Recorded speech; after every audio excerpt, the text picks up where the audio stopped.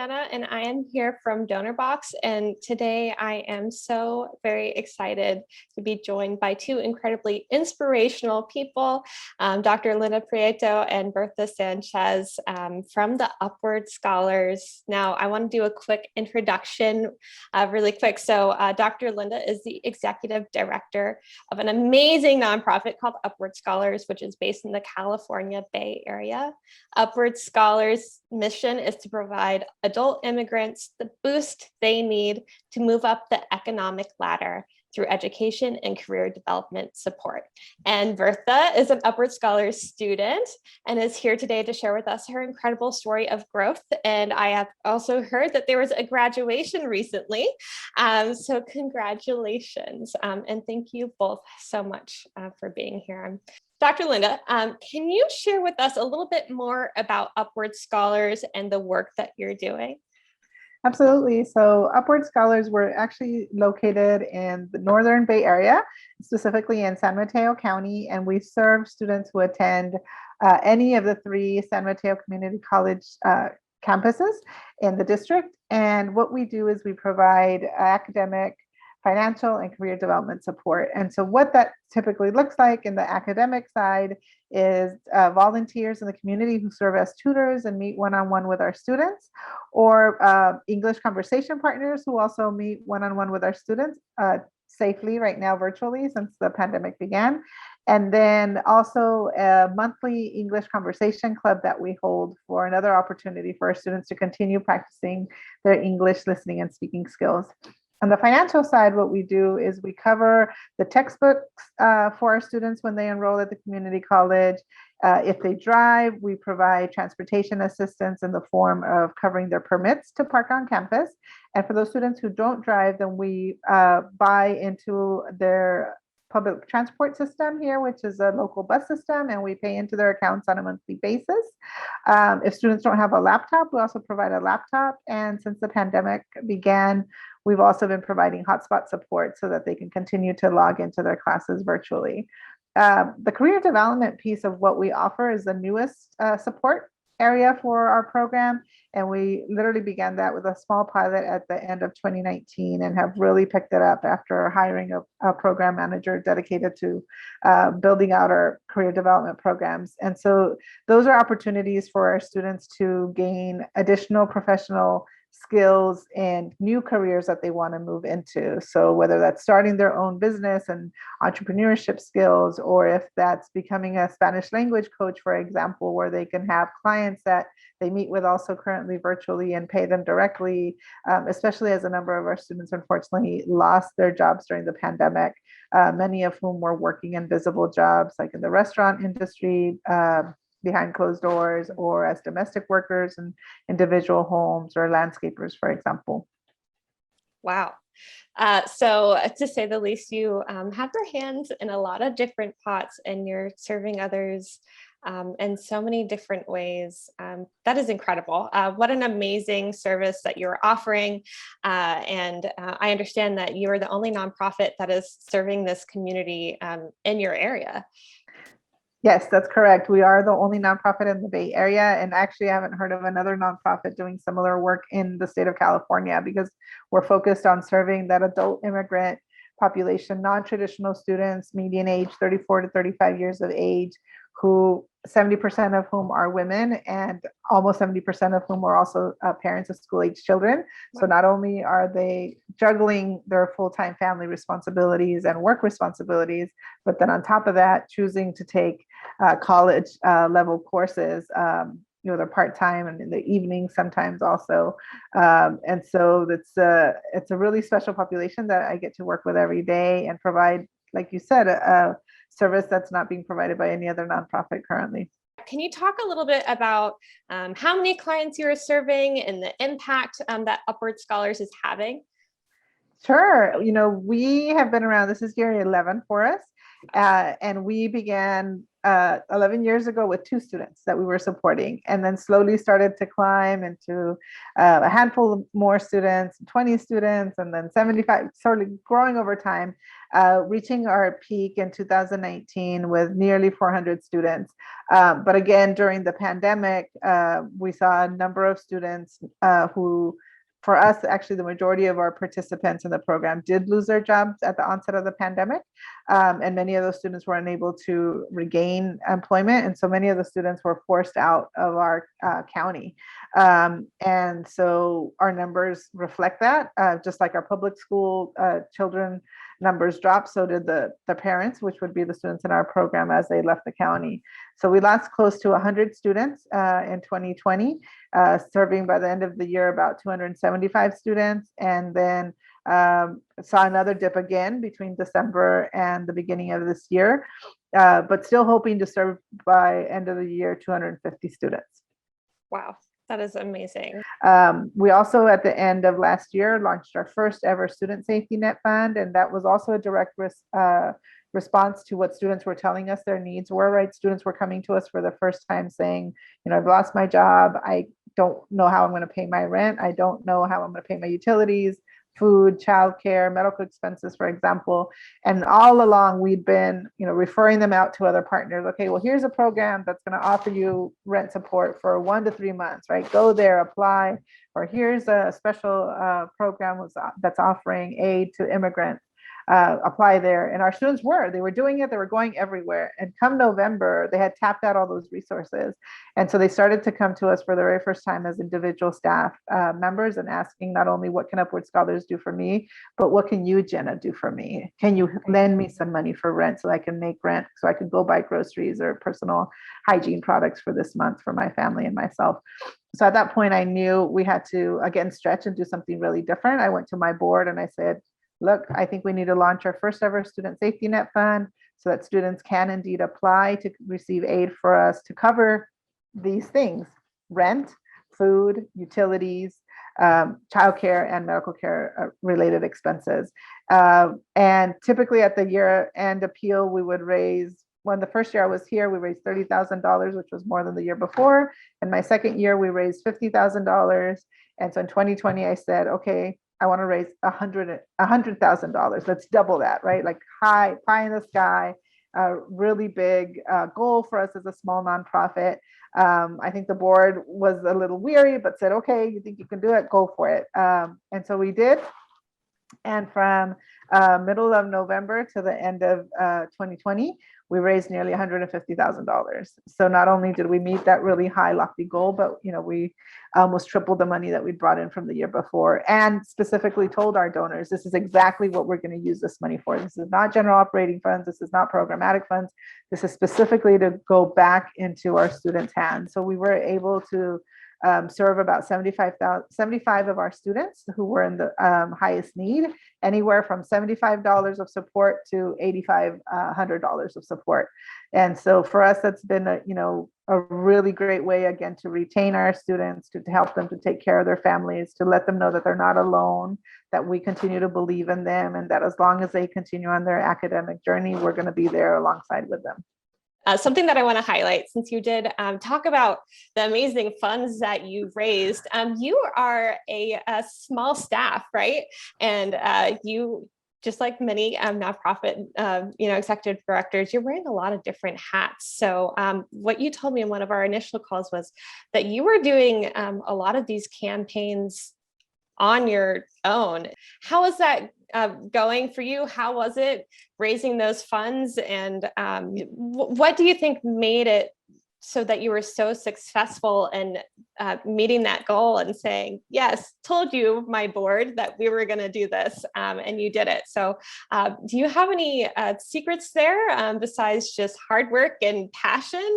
What do you think really set you up for success? I think it was a combination of things. It was actually one of my board members who came to me having heard of Donorbox and suggested that we look into it as a new way for folks to easily make donations online. And so it worked out wonderfully that we were able to launch this the campaigns through Donorbox during the pandemic, right, where people were not gathering, said, okay, well, let's try this online tool and let's try Donorbox in particular after we'd vetted about 4 different options, and let's see what happens, right? Let's try to see if our existing donors relate to the online use, and then also if it'll help us to attract new donors who are perhaps maybe more used to online giving already. So you're right, we're a small staff. When I started 2.5 years ago, I was the only full-time employee with a part-time student supporting me. In the 2.5 years that I've served as executive director, I've grown our team to 5 staff that make up roughly 4 FTE. But none of those are development staff. And so I am still the #1 fundraiser for the organization, but the board has also had additional training to better support the fundraising efforts and be more involved. So whenever there's a campaign happening, for example, one of the things I like about Donorbox is that it's super easy to send that URL onto the board and to have the board then forward it on to their friends for us to incorporate it into our monthly newsletters and send that out to all of our partners on the newsletter as well. So in that way, Donorbox has been great because it's really easy to pass along, right? And there's so many ways in which people can give online, whatever their preference might be, debit, credit card, PayPal, whatever extension, Apple Pay, Google Pay they might be using, is super helpful. And then there's also, I think, a segment of our donors who've always given via a more traditional check, whether that's a personal check or from their donor advised funds. And so the fact that Donorbox has the functionality to allow us to enter offline donations and that are still associated with that same campaign has been great. I'm a fan of the progress bar myself. I like being able to say to people, I have a goal to raise $100,000. And any given day, they can jump on and they can see how much closer we are to reaching that goal. And in the case of our safety net fund campaign at the end of last year, to see when we had surpassed that goal. And so we've used a progress bar with every campaign we've had so far with Donorbox. Again, not just for my own ease of knowing where we are, but to help our donors or potential prospect donors also see where we are, how far we are from our goal. And maybe that also encourages how much they're willing to give, right, when they see us getting closer, for example.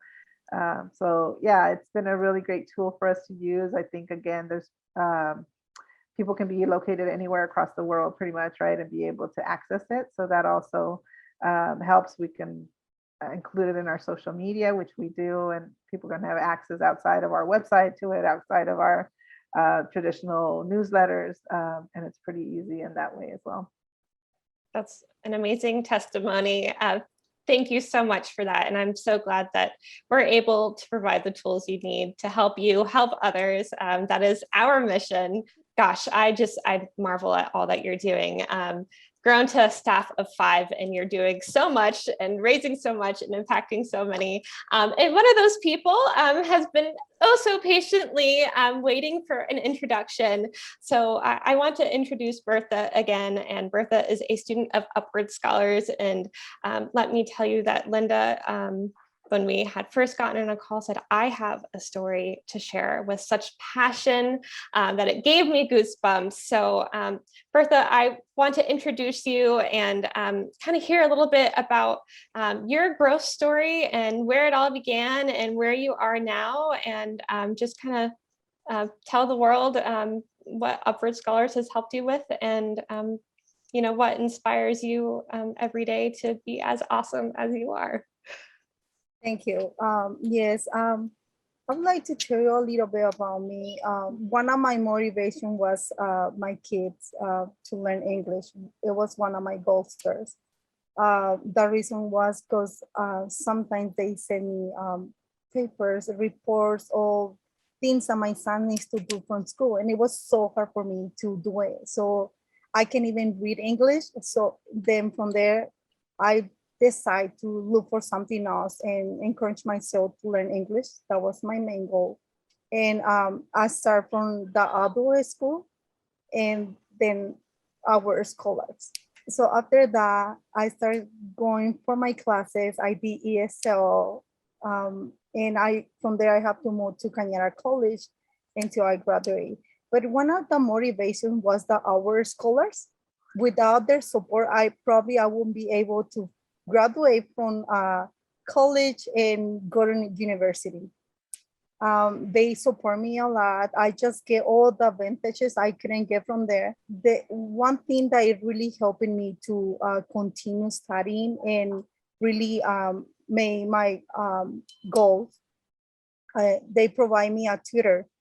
And from that tutor, I'll just, if I get stuck in something, they really support me. And anything I need, I know I was holding my hands every time from our scholars. Even like on COVID-19, I lose my job, and they support me. They support not only me, but my family. Like every 15 days, they were sending me like a box with food and other things that we need for home. But yeah, I'm very appreciative their support. They have been helping me with everything. Yes. That is incredible. And now I had mentioned this earlier, and thank you so much for sharing. You had a graduation recently, is that correct? Yes, I did. Yes. So tell me a little bit about that. What was that like for you? And tell us what you are studying now and what your goals are. Yes. So right now I graduate. I got a associates in science. I'm taking early childhood development classes. I'm done with that, but I'm going to USF University to continue with education. And I got a full-time job as a preschool teacher. That's very exciting. Yeah. And I don't want to downplay at all Bertha's achievements, because she's like, oh yeah, I'm going to go to USF in the fall. Bertha is our first Upward Scholar student ever to be admitted to the University of San Francisco as a transfer student. This is huge. For those of who follow education, know that transfer student rates are really, really low to all universities, especially to more prestigious private universities such as the University of San Francisco. And so I am so proud of Bertha for her accomplishments. Like she said, she completed her ESL pass certificate at the adult school. She moved on to the community college. She completed that more rigorous ESL program there. Then she went on to pursue her associate's degree in early childhood education, which, you know, now all these years later, she's in the fall going to be enrolling at the University of San Francisco and receiving wonderful tuition support from the university because of her merit and all of her academic achievements. And for her now to have, you know, this full-time job as a teacher at a preschool, I mean, what a great role model, not only for her own family and her children, but for other students in the program coming behind her as well. That's incredible. And Bertha, you are so humble. I was going to say that and call you out on that. This is a massive achievement. And gosh, I know that you are inspiring so many others and inspiring your children, and they're seeing you every day working hard and, you know, being an awesome student, being an awesome mom, being an awesome worker. This is a big deal. And I'm very excited to learn more about your story. For any mom that is starting out where you did, are there any words of wisdom or advice that you would give somebody in your shoes starting on their journey? Well, something is like, I always try to think about something in my life that it will make me feel better. And I would say, I make my goals to go through all the things I want to do in my life. So, and I would add, I mean, even the fact that you are setting goals and that you are reaching those goals, and then every time you reach that goal, you come up with a new goal, right? Like hearing you right now talk about like, okay, you got your associate's degree and now you're on to the bachelor's degree. And in the future, it might also include a master's degree, right? And I think that's one of the things that I really admire about you, Bertha, is that you set clear goals, you meet those goals, and then you say, okay, what's my next goal? And now what do I need to do to meet that goal too? And I think that that level of persistence and the confidence that you need also to be able to do that is something that I hope all of our students will be able to experience too. Absolutely. Bertha, you seem unstoppable. You are a woman with a plan, and I just see you as this amazing inspiration for any woman, any mom, any student, just setting these goals and really committing no matter what. And again, doing it with such grace and being so humble about it, which brag about yourself. You should. This is awesome. But thank you. Thank you so much for sharing that. And for any of those that will be listening to this recording, please take Bertha as inspiration and set those goals, believe in yourself, and keep on going, because there are people out there that support you and want to see you succeed, and you are going to do it. So thank you, thank you, thank you for sharing that. Now, this is my turn to say the floor is yours. Upward Scholars, what's going on? What announcements do you have? And what can we look out for? What type of support do you need? Anything.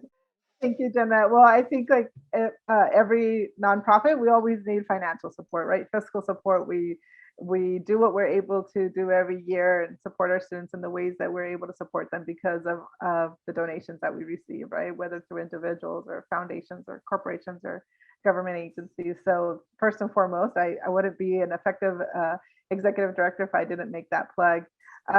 But also what I'd love to share in terms of what's new and upcoming for us as an organization, as we spoke about earlier in our call today, we are the only organization in the Bay Area doing this work, the only organization that I know of in California doing this work. And so our next phase of scaling will take us outside of San Mateo County.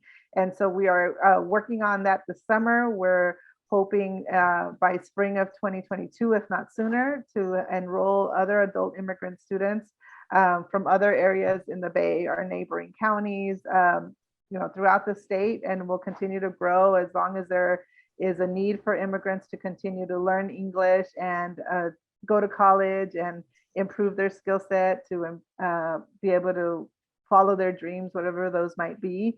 Then we'll continue to exist and be there alongside them. So that's the latest and greatest for us, to be in a new phase of scaling and be able to share and highlight stories like Berthas to encourage other adult immigrants to also continue their education. It is not easy work, but again, you do it with such grace and passion. So on behalf of everyone from Donorbox, we are so grateful to help you help others.